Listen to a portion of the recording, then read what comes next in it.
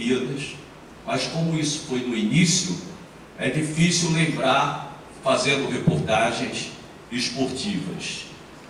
E um dos motivos de ter aceito o convite do professor Edwin, não foi apenas um motivo, foi porque eu vejo em vocês aquele jovem que há tantos anos atrás estava começando na profissão de jornalista. Eu gosto de falar para os estudantes de jornalismo. Tenho filha jornalista, minha mulher jornalista, meu genro é jornalista, então é uma família que se dedica muito a essa profissão.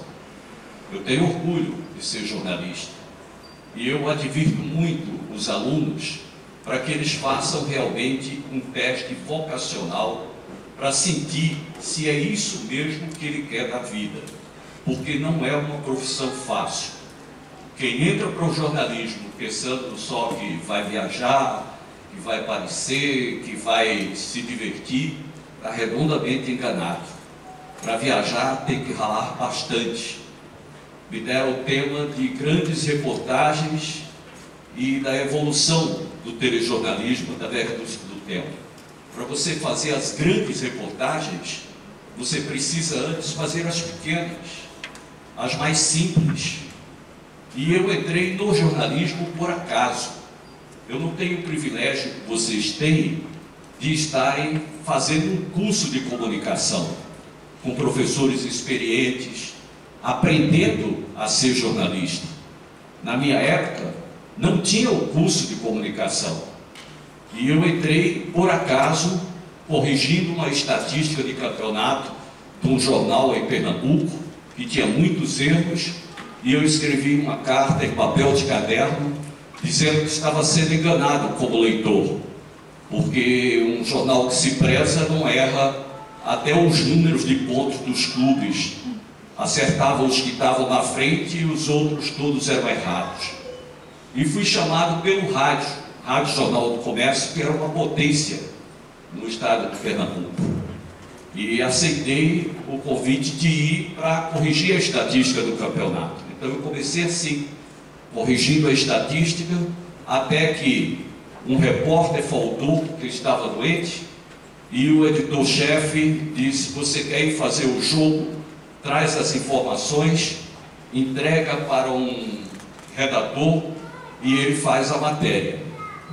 E eu fui para um jogo em Caruaru, Náutico e Central de Caruaru, e voltei com os dados, entrevistei os jogadores com um gravadorzinho e passei a noite inteira, a madrugada inteira, escrevendo, rasgando, jogando no lixo. Escrevendo, rasgando, até que eu considerei que era um texto razoável e que ali eu estava narrando aquela partida de futebol para o jornal. E para surpresa minha, o redator não mexeu em nada e no dia seguinte saiu o texto que eu fiz. Quando o editor chegou, perguntou: quem foi que fez o texto para você? Eu disse: ninguém, fui eu que fiz o texto. Aí ele disse: está melhor do que o do repórter que faltou, você vai ficar fazendo. E eu fui ficando fazendo. Com 6 meses que eu estava na emissora, houve um concurso interno do 50º da empresa Jornal do Comércio. E a vitória seria cobrir a Copa do Mundo do México de 1970. E casualmente eu estava voltando de Campina Grande como fotógrafo, parei para almoçar num restaurante e vi uma caminhonete dessa de caçamba com a lona batendo. E eu falei: tem alguma coisa viva ali dentro daquela lona. Quando eu levantei a lona, estava cheio de sapo. E eu fui, procurei de quem era aquela caminhonete, e o cara me disse que aquele sapo era para exportação de couro de sapo. Aí eu disse: eu quero fazer isso. Era uma denúncia boa. Não se pode matar animais dessa maneira. Aí acompanhei a caminhonete, fui a um curtume, estava lá fardos e fardos, made in Brasil. Ou seja, eles estavam mandando para o exterior para fazerem bolsas e sapatos com couro de sapo. Peguei uma página inteira com as fotografias que o meu amigo tirou dos fardos, dos sapos, tudo, e o título da matéria foi: em dólar, quanto vale um sapo? E eu ganhei o concurso. E fui para a Copa do Mundo do México, quando o Brasil foi campeão. E lá, o diretor da Globo me via trabalhando o tempo todo, mandando o noticiário. Então, logo em seguida, surgiu o Globo Esporte na Rede Globo Nordeste, que eu tive também a sorte de viver num estado onde a emissora é Globo, não é afiliada. E aí você já entra direto para a Globo, não tem que fazer aquele estágio de passar pela afiliada e depois ir para a Globo. E eu era o apresentador, fui o primeiro apresentador do Globo Esporte e repórter esportivo. Mas a emissora precisava de um repórter de vídeo. Não tinha nenhum repórter de vídeo do Nordeste nessa época. E eu comecei a fazer reportagens, vinha para o Ceará, para Paraíba, ia para todos os lugares e entrava quase diariamente no Jornal Nacional. Isso levou mais de 10 anos, até que surgiram os novos repórteres. Eu lembro bem que aqui no Ceará, me parece que foi Nelson Faena, primeiro a ser autorizado. Na Bahia, o Zé Raimundo, que está lá até hoje. E eu fui passando para outros setores. Comecei a lutar para sair do Jornal Nacional, porque a minha mulher, que era repórter em Brasília, isso há 25 anos, ela foi para Recife, nós ficamos juntos, nos casamos, e ela sentia que o Rio só queria matéria se fosse feita pelo Chico. Não que eu fizesse melhor do que os outros, mas era pelo costume de que o repórter do Nordeste era o Chico José. E aí eu tinha que me afastar para ela ter espaço no Jornal Nacional, como tem até hoje. Beatriz Castro entra mais do que qualquer outra pessoa no Jornal Nacional, está quase todo dia fazendo. E agora, com essa doença do mosquito, ela até parece que está infectada. Todo dia está no Jornal Nacional. E foi um dilema, porque eu queria fazer reportagens de meio ambiente. Não que eu fosse um exímio defensor do meio ambiente. Eu queria era mergulhar, que era o meu hobby. Aprendi em Fernando de Noronha e fiz vários cursos, todos os cursos, inclusive de caverna, que é o mais difícil, quando você fica 4 dias dentro de uma caverna. 2 dias o instrutor, que só existem 2 no Brasil, te ensina a sobreviver na caverna, e nos outros 2 dias ele tenta te matar. Se você precisar da ajuda dele para sair, você não é credenciado. Se não precisar, aí você é credenciado. Então eu sugeri ao Globo Repórter fazer Fernando de Noronha como matéria de meio ambiente. E foi uma resistência muito grande, porque eles não acreditavam. Diziam que não era a cara do Globo Repórter, que aquela matéria não tinha nada a ver com o Globo Repórter, que o Globo Repórter era mais de denúncia, jornalismo investigativo, era mais de comportamento, tudo. Eu disse, não, deixa eu fazer uma vez. Se não ficar bom, não bota no ar, e eu faço uma série para o Fantástico.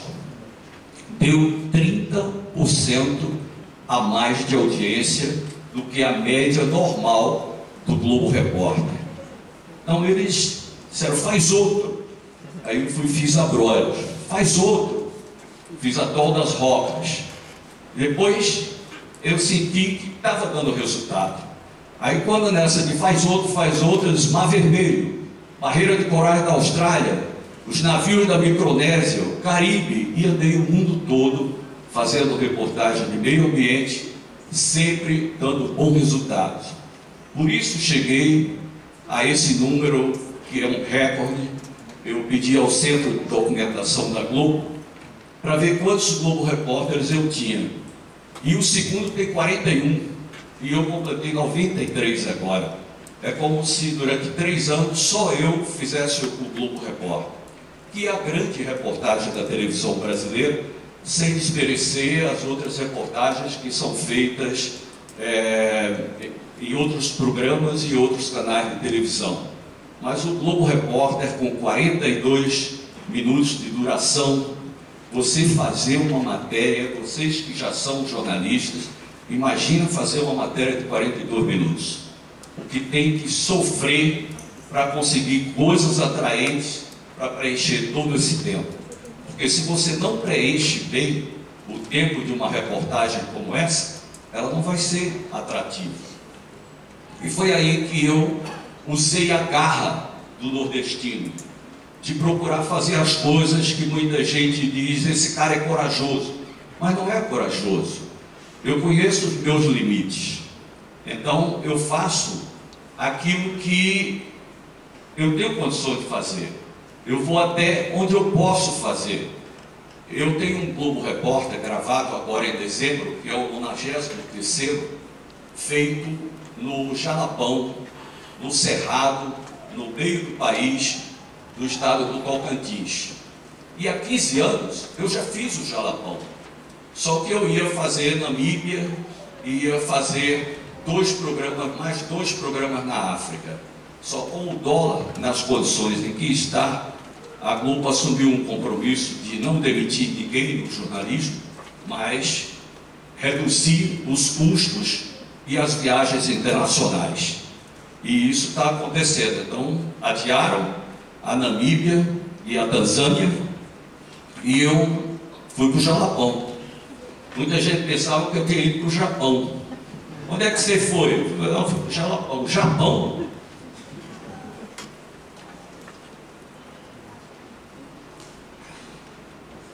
Eu já tive a oportunidade de ir 5 vezes ao Japão, inclusive para gravar o Globo Repórter sobre os 100 anos da migração. Mas nesse programa do Jalapão, que eu já tinha feito, que a Cláudia Bom Tempo fez há 5 anos, eu tinha que fazer diferente, como em vários outros lugares. O Pantanal eu fiz 5 programas, todos tinham que ser diferentes. Um deles é o recorde de audiência do Globo Repórter até hoje, 45 pontos de audiência, que é um horror. A média do programa hoje está em torno de 22 pontos. Eu tive a oportunidade de, nesse programa, fazer tudo diferente do que a Cláudia Bom Tempo e de que eu já tinha feito nos programas anteriores. E como é que você consegue isso? Primeiro, com uma boa produção. Você nunca trabalha só. Você sempre tem alguém ao seu lado. E esse livro eu estou dedicando aos cinegrafistas, que eu considero os verdadeiros heróis da televisão, porque eles fazem as imagens que são a razão da televisão existir. Tem o produtor, tem o editor de imagens. Eu trouxe um vídeo que vou mostrar para vocês, que o início é um show de imagens e de edição de imagens, para vocês terem uma ideia de como essas imagens bem editadas são importantes para alavancar um programa. Se você faz uma boa abertura com as melhores imagens, você prende o telespectador. E nesse programa no Jalapão, para fazer diferente, eu tive que descer numa corda de rapel 74 metros, que corresponde a um edifício de 15 andares, para andar 7,5 km por dentro de uma floresta amazônica. Árvores com 40 metros de altura, um rio passando no meio entre 2 paredões. É como se houvesse uma fenda na terra e ali nascesse aquela floresta. Era muito interessante para o programa, que ainda vai ao ar. Eu vou editar depois do carnaval. E para descer, eu fiz como eu fazia antes, sempre lutando em busca do inusitado. Os programas que foram feitos na África, o desafio de fazer os dragões de Komodo, ficar 7 dias dentro daquela ilha, com aquele animal que é o animal mais asqueroso que eu já vi de perto. É um animal que baba veneno.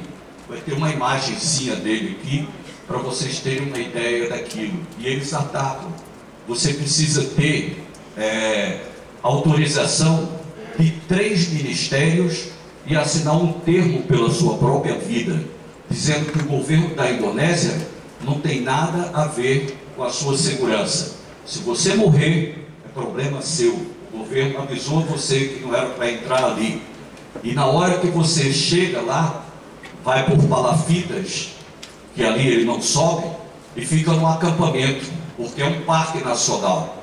E aí contrata um guia entre os guarda-parques, e na entrada cada um recebe uma vara com uma forquilha na ponta. E aí, mas para que isso? Não, isso aí é a sua salvação, porque eles vão te atacar, eles estão famintos. Eles devoraram um repórter suíço, e um dos desafios também era chegar até a cruz do repórter suíço, que está a 7 quilômetros para dentro da ilha, e só sobraram os óculos e as máquinas fotográficas. Devoraram tudo, são animais sempre famintos. Então é um grande desafio você fazer os dragões de Komodo.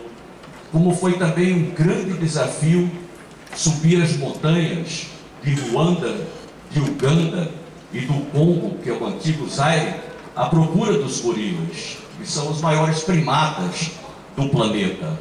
E eu não me contentei em fazer, era uma série para o Fantástico. Eu tinha o compromisso de trazer 4 VTs, 4 reportagens. A primeira estava garantida já em Ruanda, porque nós subimos, apesar de toda a restrição, nós fizemos uma expedição, 10 pessoas contratadas, 2 guias experientes, 2 guias saem à noite para localizar o bando e informar por GPS. Não existe trilha, porque os macacos vão pelos cipós, vão pelas árvores, e você vai por dentro do urtigal, que é o que mais tem lá, é urtiga e formiga. Então é muito desagradável você subir e ir para 3.700 metros de altitude para chegar junto do gorila. E com uma restrição, você não pode falar perto dele, você não pode olhar nos olhos do animal. Se ele olhar para você, baixe a cabeça. E só 2 dos 10 contratados iam comigo e com o cinegrafista. Essa expedição do Brasil só tinha eu e um cinegrafista de Recife. E na hora da aproximação, os guias, os 2, eles se jogam no chão e imitam